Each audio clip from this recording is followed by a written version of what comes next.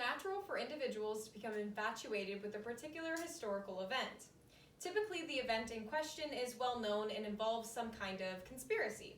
However, every once in a while, an obscure event may become the object of one's attention. A gripping tale of strife and mystery can be found in the peculiar event of the Great Molasses Flood of 1919.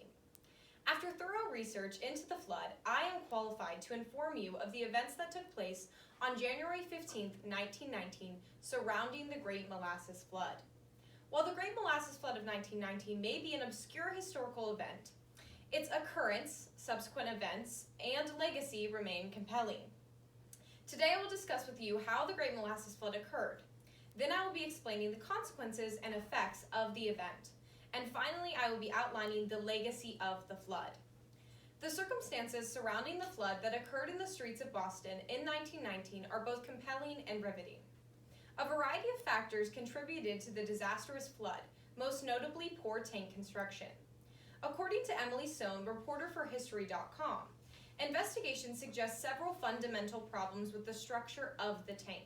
Designed to hold 2.5 million gallons of liquid, it measured 50 feet tall and 90 feet in diameter, but its steel walls were too thin to support the weight of a full tank of molasses. But in its haste to construct the tank, in a precinct populated not coincidentally by poor Italian immigrants, powerless to prevent such a thing from being shoehorned into their neighborhood, the company's profit-hungry bosses dispensed with tests that would have revealed the structure's lethal flaws, reported Mark Shanahan, writer for the Boston Globe. In addition to poor tank construction, the weather and atmosphere also contributed to the tragic event. According to Eric McMahon, writer for the New York Times, by studying the effects of cold weather on molasses, the researchers determined that the disaster was more fatal in the winter than it would have been during a warmer season. The syrup moved quickly enough to cover several blocks within seconds and thickened into a harder goo as it cooled, slowing down the wave but also hindering rescue efforts. In 2016, researchers released a study that placed the blame on cold temperatures. While warm weather would have caused the molasses to be less vicious, the winter temperatures made the syrup markedly thicker, severely impeding rescuers, according to an article in Britannica Academic. The people of Boston suffered greatly due to poor construction of the tank and other circumstances that led to the flood. The effects and consequences that resulted from the flood were expansive and disastrous. The worst consequence of the flood was death. When 2.3 million gallons of molasses burst from a gigantic holding tank in the city's north end, 21 people were killed and more than 150 were left injured. It picked up everything in its path: carts, animals, wood, houses, debris from an overhead train trestle. That's how a lot of these injuries occurred.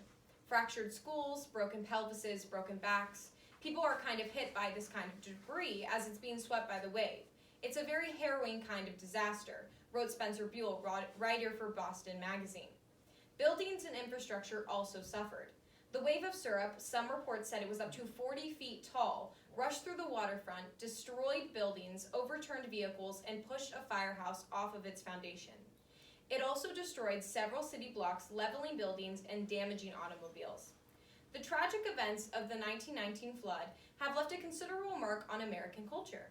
The legacy of the flood remains prevalent in today's society. The Great Molasses Flood changed the environment of Boston and also safety standards. Virtually all of the buildings' construction standards that we take for granted today, that architects show their work, that engineers need to sign and seal all their plans, that building inspectors need to come and look at all projects, all of these are a direct result of the Great Molasses Flood. Although it's also been exaggerated a bit in folklore, it's not an urban legend. The sweet smell of molasses did linger in parts of the North End for years after the flood. The Great Molasses Flood has been the interest of several creators over the last century. Comedy Central's Drunk History produced an amusing and more or less historically accurate mockumentary about the tragedy. Also, author Dennis Levin, in a 2008 novel, The Given Day, a Prohibition-era tale of bad cops, Brahms, and feisty broads, includes a memorable scene of the Molasses Flood. The Molasses Flood occurred due to a variety of factors, most notably poor construction and weather conditions.